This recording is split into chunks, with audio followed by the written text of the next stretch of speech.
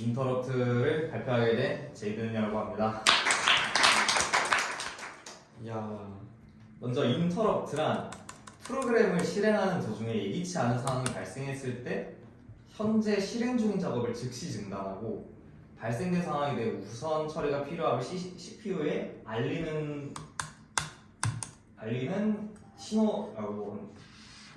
그래서 지금 수행 중인 일보다 더 중요한 일, 예를 들어서 입출력이나 이제 우선순위 연산이 발생하면은 그 일을 먼저 처리하고 나서 하던 일을 계속 진행해야 됩니다.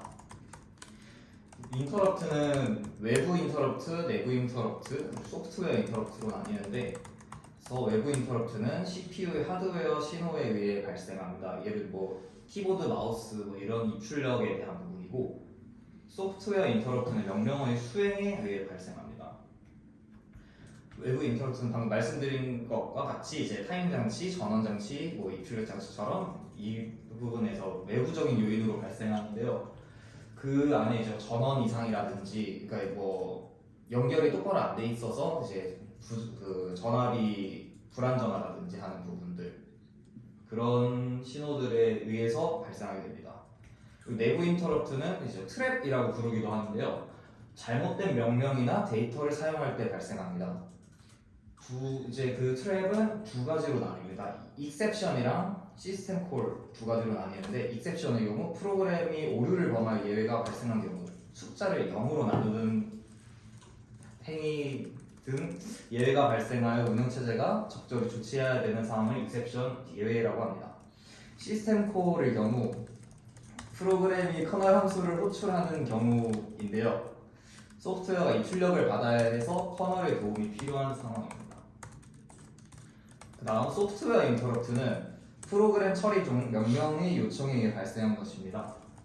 그래서 SVC 인터럽트, 슈퍼바이저 콜이 발생하는데, SVC 인터럽트는 사용자가 프로그램을 실행시킬 때 발생합니다.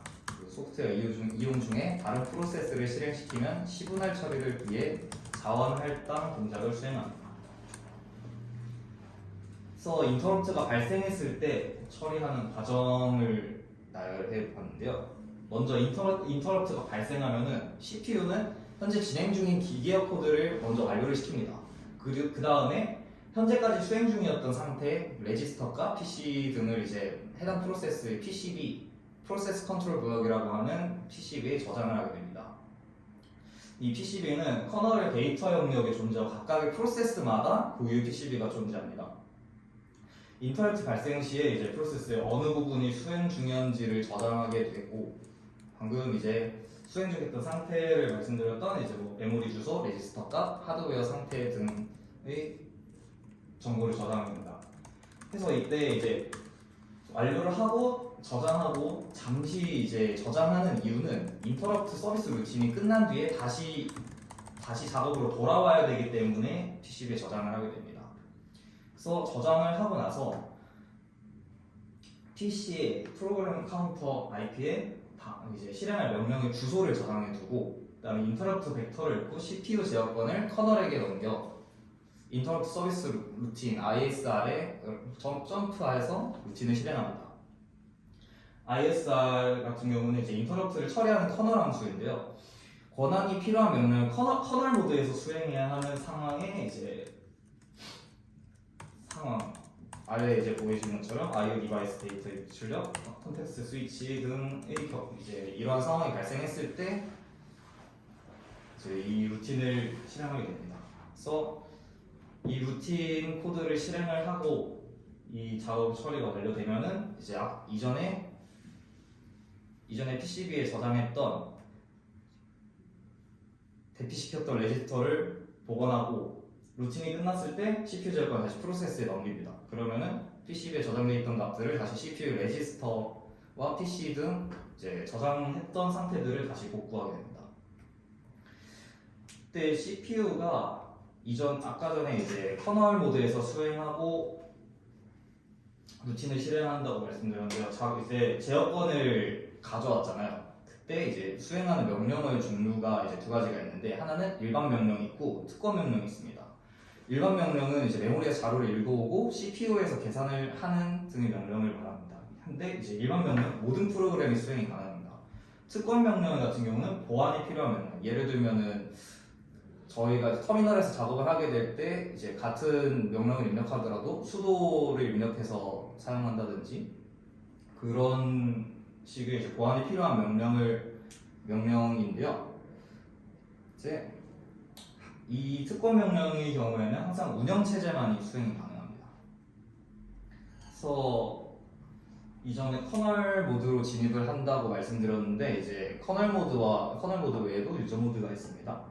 운영 체제는 하드웨어적인 보안을 유지하기 위해 이 커널 모드와 유저 모드라는 오퍼레이션을 지원을 하는데요. 커널 모드의 경우는 운영 체제가 CPU의 제어권을 가지고 와서 명령을 수행하는 모드입니다. 이때는 아까 말씀드린 일반 명령과 특권 명령이 모두 수행이 가능하고 유저 모드에서는 이제 일반 사용자 프로그램이 CPU 제어권을 가지고 명령을 수행하는 모드입니다. 이때는 이제 일반 명령만 수행이 가능합니다. 만약에 인터럽트 기능이 없었다면은 컨트롤러는 특정한 언어를 할 시기에 계속 폴링하게 되죠. 계속 체크해야 됩니다. 그때 단점은 폴링을 하는 시간에는 원래 하던 일에 집중할 수 없게 돼서 많은 기능을 제대로 수행하지 못하게 됩니다. 그래서 인터럽트 기능이 필요합니다. 그래서 이제 컨트롤러가 입력을 받아들이는 방법에는 이제 두 가지가 있는데요.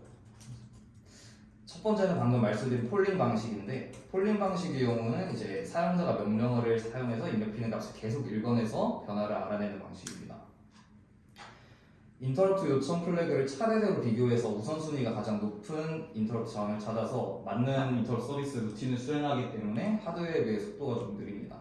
그리고 이 인터럽트 방식의 경우에는 MCU 자체가 하드웨어적으로 변화를 체크해서 변화 시에만 일정 동작을 수행하기 때문에 병렬적으로 우선순위를 부여해서 비교적 속도가 빠릅니다. 인터럽트 방식이 이제 그래서 필요한 이유는 하드웨어로 지원을 받아야 하는 제약이 있기는 하지만 이전에 계속해서 이제 신호를 받아서 전부 비교하던 폴링과 다르게 신속하게 대응이 가능합니다. 그래서 실시간 대응이 필요할 때 폴링보다는 인터럽트 방식이 필요합니다. 그래서 발생 시기를 예측하기 힘든 경우에 컨트롤러가 가장 빠르게 대응할 수 있는 방법이 인터럽트입니다. 네, 여기까지입니다.